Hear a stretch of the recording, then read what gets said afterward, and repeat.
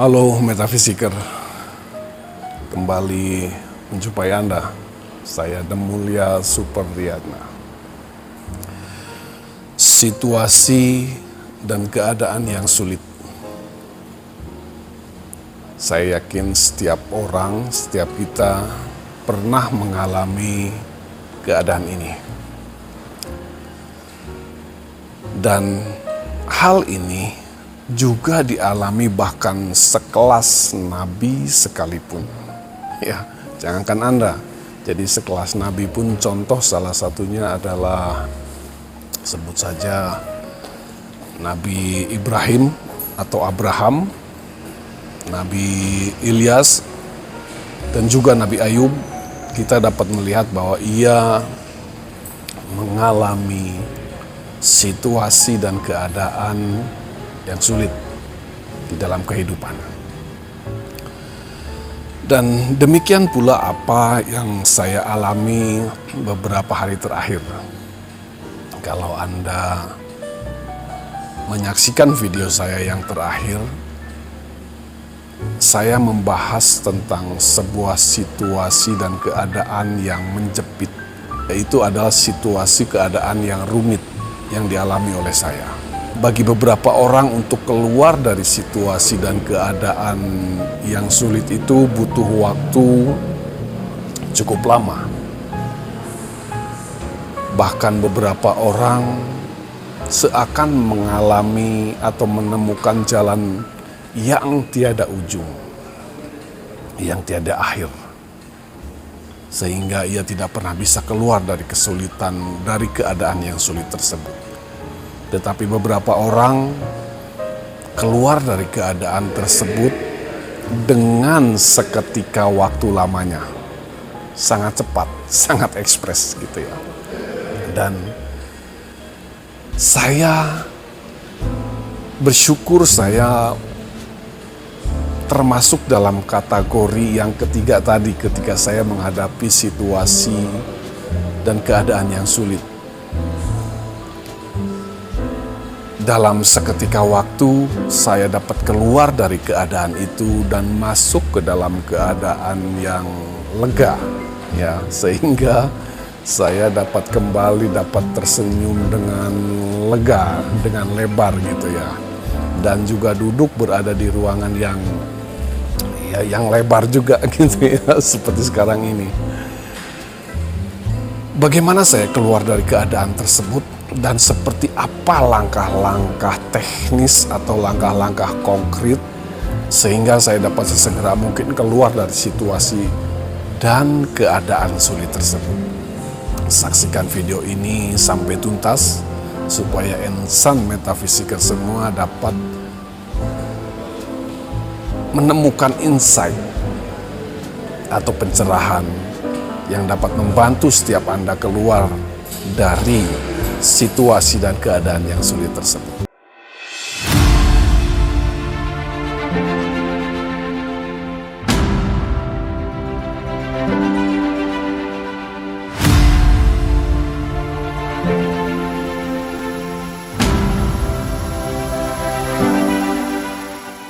Setidaknya ada 3 hal yang menjadi teknis, yang menjadi langkah konkret untuk dilakukan, yang saya lakukan, sehingga saya dapat keluar dari situasi dan keadaan yang menghimpit, yang gelap tadi. Yang pertama adalah kita akan menilik apa yang terjadi dengan Ibrahim. Karena secara teknis atau langkah-langkah bagaimana saya keluar dari kesulitan tersebut juga sangat identik dengan apa yang dilakukan oleh Nabi Ibrahim tersebut atau Abraham. Bayangkan, hal yang menjadi pemberian Tuhan yang paling disayanginya, yang paling dicintainya, kemudian harus diserahkan kembali kepada Tuhan sebagai korban persembahan. Kala itu korban persembahan menjadi sesuatu yang wajib dilakukan ketika bersembahyang kepada Tuhan. Dan itu yang dilakukan oleh Ibrahim. Tentu saja ini menjadi hal yang atau situasi dan keadaan yang sulit bagi Ibrahim. Di satu sisi ia sangat mencintai dan menyayangi anaknya, tetapi di satu sisi ia diperhadapkan dengan Tuhan yang meminta anak atau pemberian Tuhan yang menjadi kesayangannya untuk diserahkan kembali. Situasi itu benar-benar sulit, dilema, buah si malakama, pilihannya benar-benar tidak mudah. Tetapi Ibrahim membuat suatu keputusan untuk lebih menghormati Tuhan dengan merelakan anaknya menjadi korban persembahan, dibawa ke suatu tempat yang sudah ditentukan dan hendak disembelih. Namun apa yang terjadi? Saat Tuhan melihat keseriusan Nabi Ibrahim, ketulusan Nabi Ibrahim, kemurnian Nabi Ibrahim untuk menyembah Dia, dengan menyerahkan apa yang menjadi kesayangannya, yaitu anaknya, pemberian Tuhan. Tepat di detik ketika terakhir Abraham atau Ibrahim hendak menyembelih anaknya, Tuhan berseru, "Hentikan, jangan lakukan itu." Sehingga Ibrahim tidak jadi menyembelih anaknya. Saudara,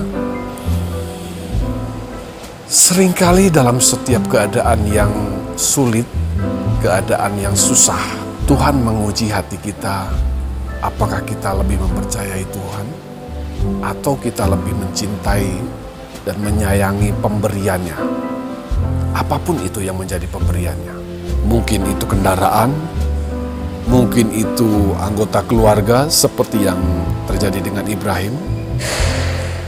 Tetapi kalau Anda diperhadapkan sebuah situasi dan keadaan yang sama seperti yang saya alami, di mana saya harus menyerahkan atau merelakan apa yang menjadi kecintaan saya, apa yang menjadi kesayangan saya.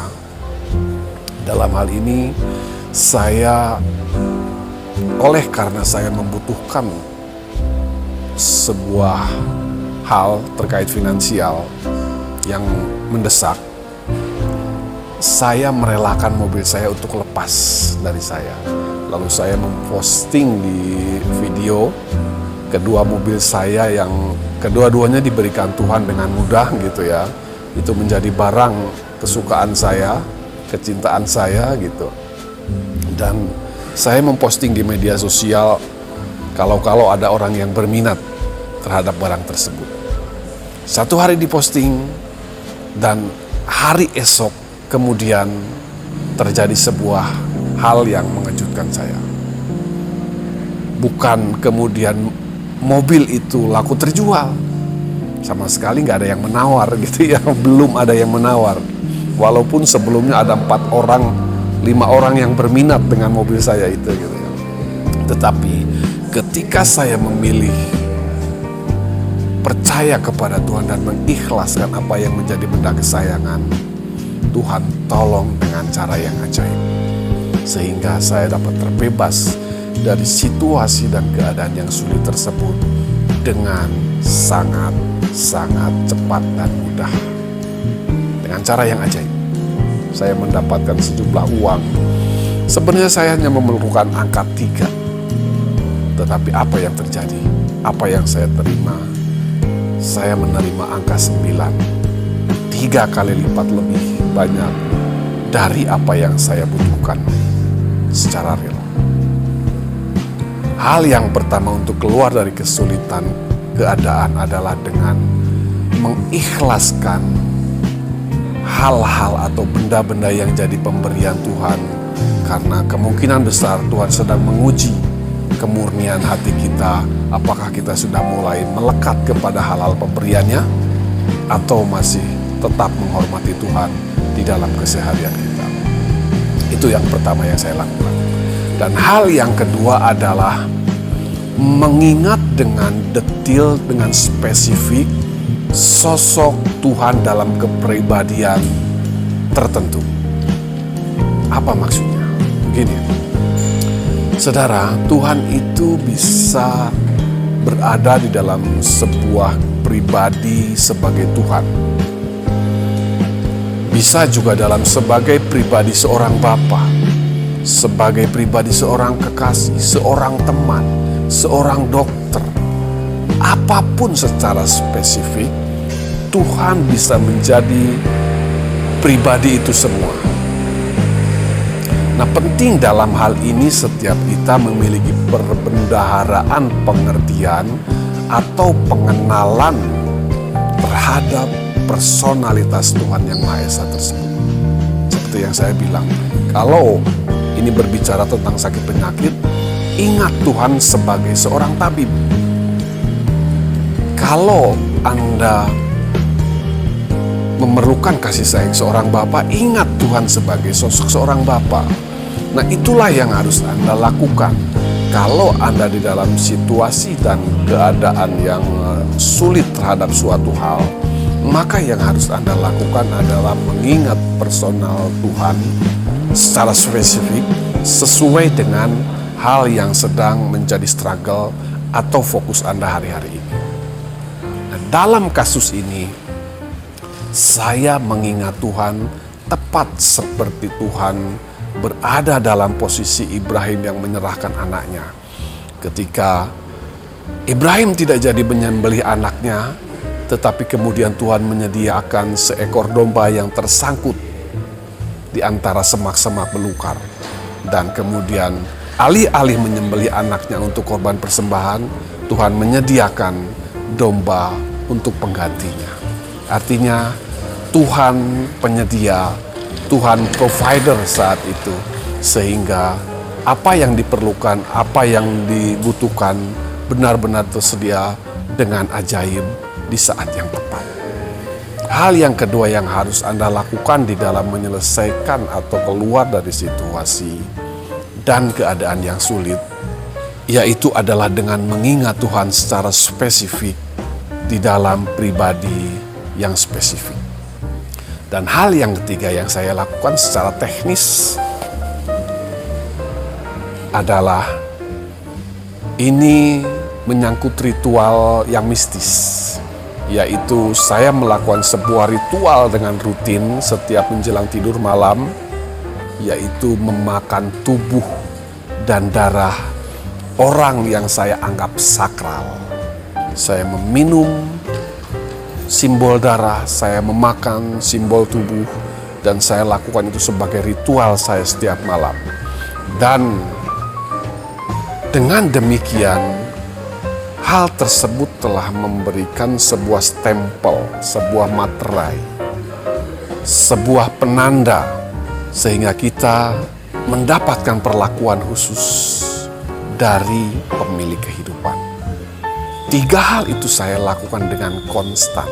Ya, mungkin hanya memakan waktu 1 minggu, saya ditolong, saya dikeluarkan dari situasi dan keadaan yang sulit. Kiranya apa yang saya sampaikan ini dapat membantu atau menjadi pencerahan bagi insan metafisiker semua yang sedang berada di dalam situasi dan keadaan yang sulit. Terima kasih.